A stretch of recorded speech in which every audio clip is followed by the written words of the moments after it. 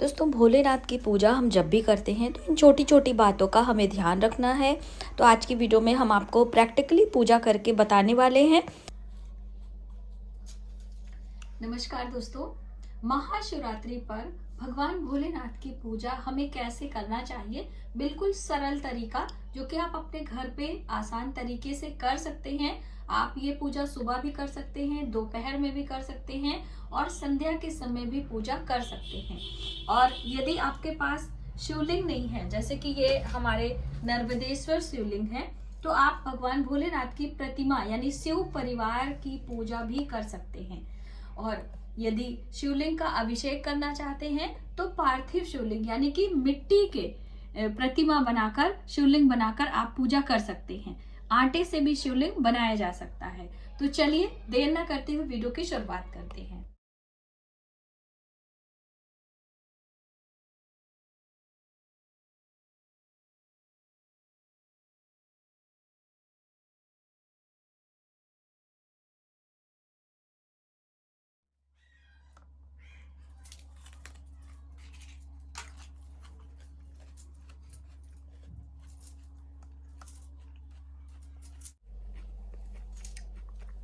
पूजा में सबसे पहले आपको सभी बाहरी चीजों को शुद्ध कर लेना है। ठीक है, जितने भी आपकी पूजा की सामग्री है, पूजा की चौकी है और स्वयं भी।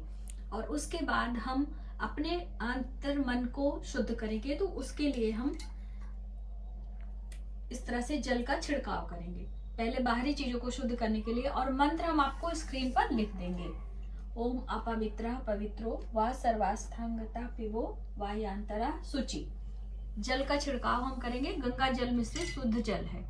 अब इसके बाद आपको अपने हाथ में जल लेकर पीना है। तो आपने दाहिने हाथ में लेकर जल पीना है। और यदि आप निर्जला व्रत है तो सिर्फ होठों तक लगाकर ही हमें अपने आप को शुद्ध करना है।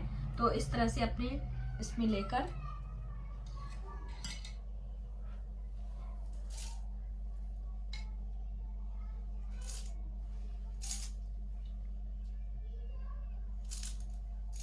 तीन बार हो गया।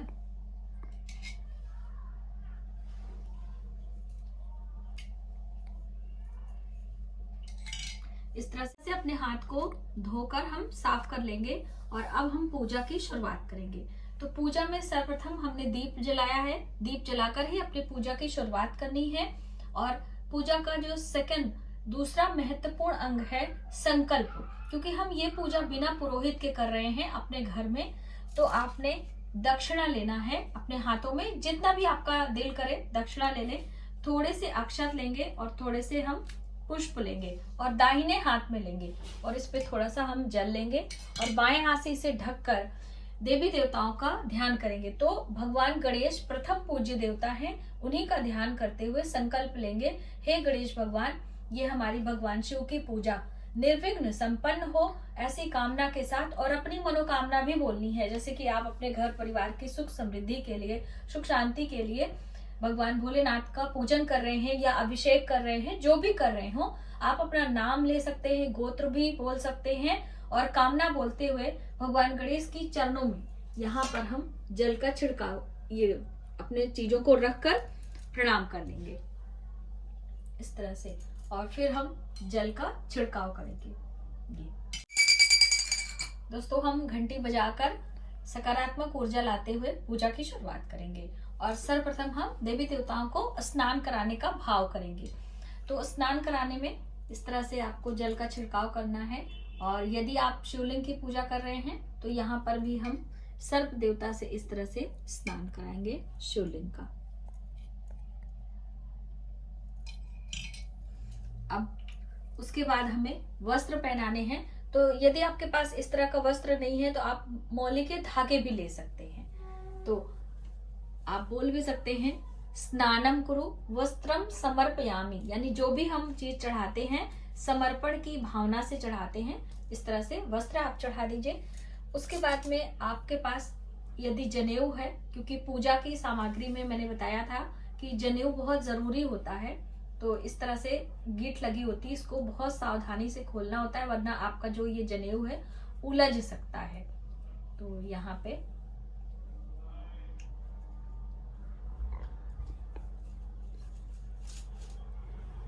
दोस्तों इस तरह से इसमें थोड़ा सा आपको कुछ चंदन या हल्दी या अष्टगंध तिलक लगा देना है और यहाँ पर हम चरणों में रखेंगे भगवान गणेश के लिए, और भगवान शिव के लिए भी आप रख सकते हैं। तो इस तरह से जनेऊ दोनों देवी देवताओं के लिए आपके पास जो भी हो आप यहाँ पर समर्पण की भावना से रख दीजिए।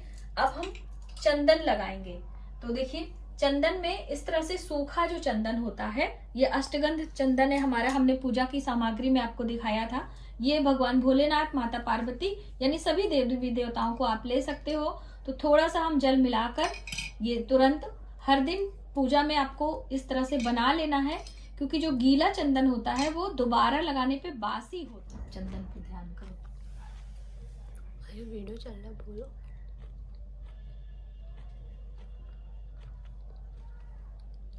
दोस्तों जब भी हम चंदन लगाते हैं तो सभी देवी देवताओं को, सर्प देवता को और भगवान गणेश, कार्तिकेय सबको चंदन लगाना है। और यदि वहीं पर शिवलिंग की पूजा कर रहे हैं तो यहाँ पर शिवलिंग पर तो चंदन के लिए आप त्रिपुंड लगा सकते हैं, ओम बना सकते हैं। इस तरह से चंदन लगा दीजिए। पुष्प चढ़ाएंगे तो पुष्प में जो भी पुष्प हो आपके पास में, जैसे कि छोटे शिवलिंग है तो यहाँ से सिर्फ ऐसे स्पर्श कराकर हम यहाँ पर रख दे रहे हैं। यदि आप मंदिर में कर रहे हैं तो ऊपर भी चढ़ा सकते हैं। और भगवान ये आंकड़े का पुष्प है, यहाँ पर हम रख देंगे। ये पुष्पों की माला हम पहनाएंगे। दुर्बा हम चढ़ाएंगे। तो दुर्बा चढ़ाने के लिए जैसे इस तरह से मार्केट में आती है तो 3 अंकुर की दुर्बा चढ़ाई जाती है, तो हम इसको तोड़ लेंगे। यहाँ पर दूसरी वाली दुर्बा है, इसको भी हम तोड़ लेंगे। जैसे बिलपत्र चढ़ाने के नियम है उसी तरीके से दुर्बा चढ़ाने का है। तो भगवान गणेश जी को बहुत ही प्रिय है, तो भगवान गणेश के नाम से हम दुर्बा चढ़ाएंगे। यहाँ पे दुर्बा समर्पयामि। और इसी प्रकार से आप भगवान भोलेनाथ को भी दुर्बा चढ़ा सकते हैं। ठीक है, बिलपत्र, समीपत्र तो आपको हम दिखाना चाहेंगे दोस्तों। ये मार्केट का बिलपत्र है और एक भी बिलपत्र अच्छा नहीं है। आप देख सकते हैं ये कटे फटे हैं। तो चढ़ाने का तरीका हम आपको बता दे रहे हैं, लेकिन ये वाला हम नहीं चढ़ाएंगे क्योंकि एक भी शुद्ध नहीं है। तो चढ़ाने के लिए क्या होता है कि जो बिलपत्र की गांठें होती हैं, यहाँ पे आपको दिख रहा होगा, ये हमें तोड़ देना चाहिए। ये तोड़ के हटा देना चाहिए। ये वज्र के समान माना जाता है। और हमेशा बिलपत्र ये जो चिकना वाला भाग है ये नीचे होगा और खुरदुरा वाला भाग ऊपर होगा। और चढ़ाने से पहले आपको इसमें त्रिपुंड बना देना है, यानी कि भगवान शिव के। और या फिर आप बिंदी भी लगा सकते हो इस तरह से, यानी सादा बिलपत्र आपको नहीं चढ़ाना है। और चढ़ाने का तरीका होता है ये डंडी वाला भाग जलहरी की तरफ और ये वाला भाग इस तरह से आपको चढ़ाना चाहिए। लेकिन अभी हम सिर्फ बताने के लिए आपको बता रहे हैं, क्योंकि ये खंडित है तो खंडित बिलपत्र हम नहीं चढ़ाएंगे। कोई भी एक भी बिलपत्र अच्छा नहीं है दोस्तों। ये वाला थोड़ा अच्छा लग रहा है, ये हम चढ़ा सकते हैं। तो ये हम चढ़ा के बता रहे हैं आपको, ये थोड़ा ठीक है।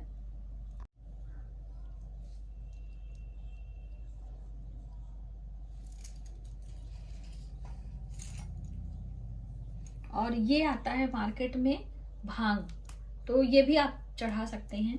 शिव जी को बहुत ही प्रिय है। जो भी चीजें आपको मिल जाए आप चढ़ा सकते हैं। जो नहीं मिलती हैं आप उसको मानसिक रूप से चढ़ा सकते हैं। ठीक है, तो यहाँ पे बेलपत्र हमारा अच्छा नहीं है तो हम मानसिक रूप से चढ़ाएंगे। अब ये है अक्षत। तो देखिए ये सिर्फ चावल है, अभी अक्षत नहीं है। अक्षत कैसे बनेगा, इसको हम पहले लेंगे और अपने हाथों में देखेंगे कि जो भी टूटे हुए चावल हैं उन्हें आपको अलग कर लेना है। ये बस करो। अब उन्हें हम 3 बारी धोएंगे, उसके बाद फिर हम अक्षत इसे बनाएंगे। शिवलिंग पर चढ़ा रहे हैं तो यहाँ पर ऊपर हम चढ़ाएंगे। और यदि भगवान शिव की प्रतिमा पूजा कर रहे हैं तो इस तरह से अक्षत आपको डाल देना है। अक्षतम समर्पयामि, तो ये है अक्षत चढ़ाने का नियम। 3 बारी धोकर अखंडित चावल अक्षत के रूप में चढ़ाएं। और वहीं पर ये है काले तिल, तो काला तिल भी आप अक्षत के रूप में भगवान भोलेनाथ के ऊपर चढ़ा सकते हैं, नमः शिवाय का उच्चारण करते हुए इस तरह से। और यहाँ भी आप चढ़ा सकते हैं। ये है इत्र, तो इत्र का इस्तेमाल अलग अलग तरीके से हम करते हैं, जैसे कि जल में डाल के आप शिवलिंग का अभिषेक भी कर सकते हैं, और इस तरह से कॉटन में रुई में लगाकर हम देवी देवताओं को समर्पित भी करते हैं इत्र। तो यहाँ पे मैंने इत्र ले लिया है और सभी देवी देवताओं को हम चढ़ा देंगे इत्र इस तरीके से। दोस्तों अब हम भोग लगाएंगे। तो भोग में जो भी चीज़ें आपने रखी हो, चाहे आप मिश्री है, पंचमेवा है और ये है दूध से बनी मिठाइयाँ, तो सभी भोग एक साथ आप रख दीजिए और देवी देवताओं को भोग हम लगा दें। तो अगर बड़ा शिवलिंग है तो शिवलिंग के ऊपर हम रखते हैं, नहीं तो हम पास में देवी देवताओं को यहाँ पे सभी चीज़ें आपको रखनी है।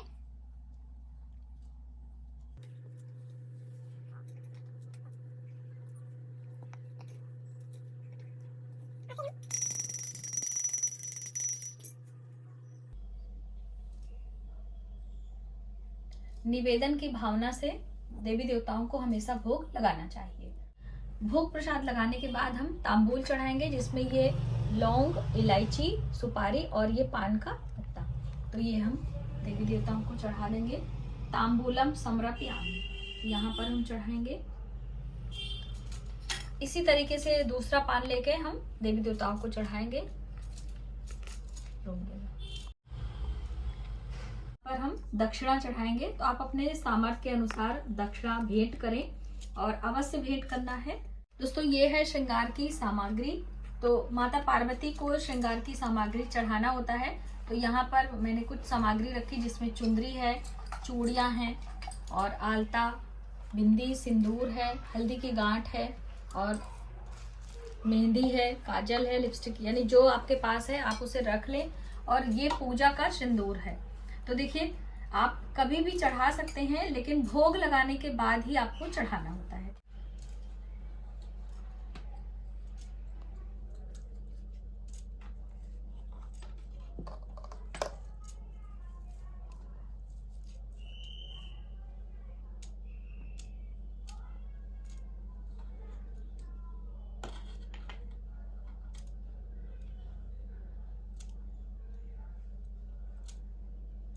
तीन बार हुआ ना।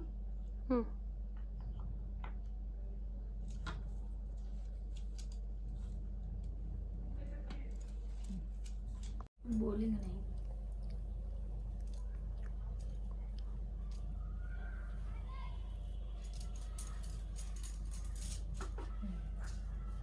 दोस्तों सभी सामग्री चढ़ाने के बाद हम अब पाठ करेंगे, यानी कि जैसे आप शिव चालीसा पढ़िए, शिव स्तोत्र पढ़िए। तो इस पुस्तक में सभी चीजें दी हुई रहती हैं, शिव स्तुति है, तो आप जो भी पाठ करना चाहते हैं उसे कर लीजिए। उसके बाद हम मंत्रों का जप करेंगे। तो मंत्र जप करने के लिए रुद्राक्ष की माला आपकी होनी चाहिए, और जिस मंत्र से, मतलब जिस माले से हम मंत्रों का जप करेंगे उसे हमें धारण नहीं करना चाहिए। ठीक है, तो ये चीजें आपको समझ के रखनी है। मंत्र जप करने का जो तरीका होता है वो मिडिल फिंगर पर आपको उंगलियों को रखना है, और जो ये मनका है, आपके माला है, इसका ये जो पार्ट होता है इसे सुमेरु कहते हैं। तो इसे हम अपनी तरफ रखेंगे और पहले मनके को अपने अंगूठे से आगे आगे धीरे धीरे सरकाएंगे। तो जैसे कि हम ओम उमा महेश्वराय नमः इस मंत्र से जप करेंगे।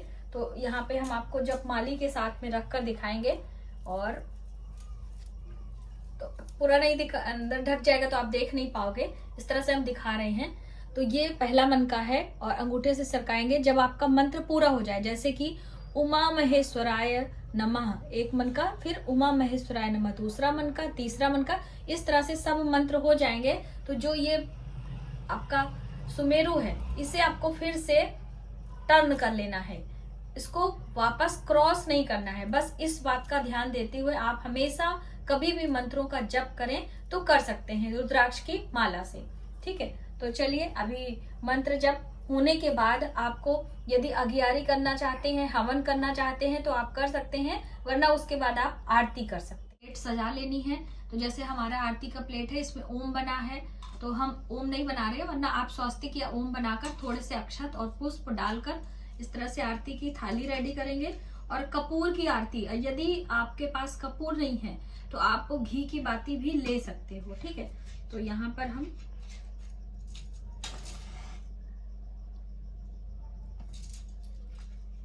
और सबसे पहले हम जल घुमाएंगे। खड़े होकर आरती करनी है। ओम श्री गणेशाय नमः। ओम श्री गणेशाय नमः।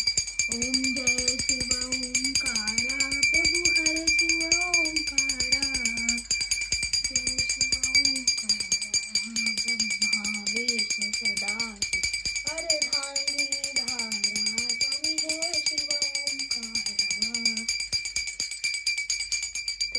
दिखाना। दोस्तों इस तरह से जब भी आरती आपकी हो जाए तब कर्पूर गौरम की आरती जरूर करनी चाहिए, और फिर ये 3 बारी हम जल घुमाएंगे। और सबसे पहले देवी देवताओं को आरती हमें देनी होती है, तो इस तरह से धीरे धीरे भाव से हम देवी देवताओं को आरती देंगे। आरती देने के बाद फिर हम शीतलीकरण करेंगे। अब स्वयं आरती लेनी है, तो यहाँ पे कपूर यदि समाप्त हो रहा है तो आप थोड़ा सा प्रज्वलित कर लीजिए और आप स्वयं पहले आरती लीजिए। तो देखिए बहुत सारी बहनें पूछ रही थी आरती लेने का तरीका, तो हम आपको दिखा रहे हैं। इस तरह से आरती रख लीजिए और आप कुछ भी इसमें डाल सकते हैं। कोई जरूरी नहीं कि पैसे ही डालें, पुष्प मीठा कुछ भी डाल के अपने दोनों हाथों को इस तरह से इसके ऊर्जा को हमें अपने मुखमंडल में लेना होता है। तो 3 बारी हमको आरती लेना चाहिए। और अब इस आरती को आप अपने बच्चों को, अपने घर के बुजुर्गों को, अपने घर के कोने कोने में आप इसे घुमा सकते हैं, क्योंकि ये कपूर की आरती है तो बहुत ही सकारात्मक ऊर्जा भरपूर होती है। उसके बाद हमें क्या चीजें छोड़नी है और क्या लेनी है, बहुत सारी बहनों के प्रश्न थे। तो देखिए प्रसाद तो आप ले लीजिए, ये भोग आपने लगाया है, यहाँ पर भी आपने लगाया है, तो ये आप लेकर स्वयं भी ले सकते हैं, अपने बच्चों को भी दे सकते हैं। ठीक है, तो यहाँ पे हम इसको रख लेंगे और ये वाला भी प्रसाद आप हटा लीजिए। और यहाँ पे जो ये श्रृंगार का सामग्री है, श्रृंगार की सामग्री आप स्वयं थोड़ा सा, जैसे कि कुछ चूड़ियां ले लीजिए, बिंदी ले लीजिए, बाकी श्रृंगार की सामग्री आप दे सकते हो। और सुहाग लेना ना भूलें। तो सुहाग कैसे लेना है, क्योंकि माता पार्वती की हम पूजा कर रहे हैं, महाशिवरात्रि है, तो सुहाग हमें अवश्य लेना चाहिए। तो यदि आपने अलग से गौरी गणेश बनाई है तो उसमें भी ले सकते हैं, और ये माता पार्वती से भी हम ले सकते हैं। तो इस तरह से पूजा वाला ये हमारा सिंदूर है, इसी से हम लेते हैं। तो माता को हम 5 बारी इस तरह से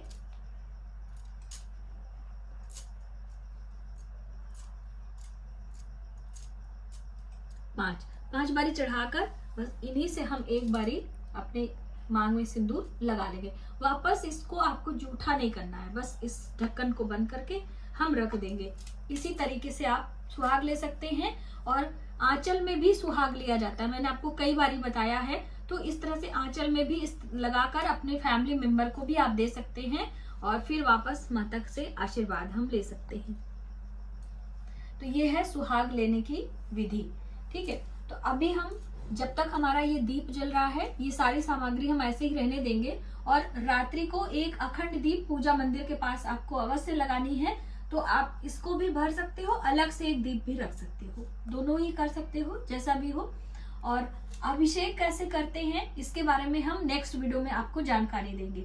तो ये रही महाशिवरात्रि पर भगवान भोलेनाथ के परिवार की पूजा, शिवलिंग की पूजा हमें कैसे करनी चाहिए और कैसे मंत्रों का जप आदि करना चाहिए। मुझे उम्मीद है कि आपको ये वीडियो काफी हेल्पफुल लगेगी, और आप इस तरह से महाशिवरात्रि पे अपनी पूजा उपासना करके अपनी मनोकामना अवश्य बोले। जब भी हम पूजा उपासना करते हैं तो प्रार्थना में भी और उसमें भी। और दोस्तों क्षमा प्रार्थना आपको अवश्य करना चाहिए आरती के बाद। देखिए अभी हम आपको बता रहे हैं, कुछ चीजें रह जाती हैं वीडियो बनाने के चक्कर में, तो आप इस चीज को ध्यान दीजिएगा और क्षमा जरूर मांगना है। तो मिलते हैं एक नई जानकारी के साथ नए वीडियो में। तब तक आप अपने परिवार का ख्याल रखें। जय माता दी।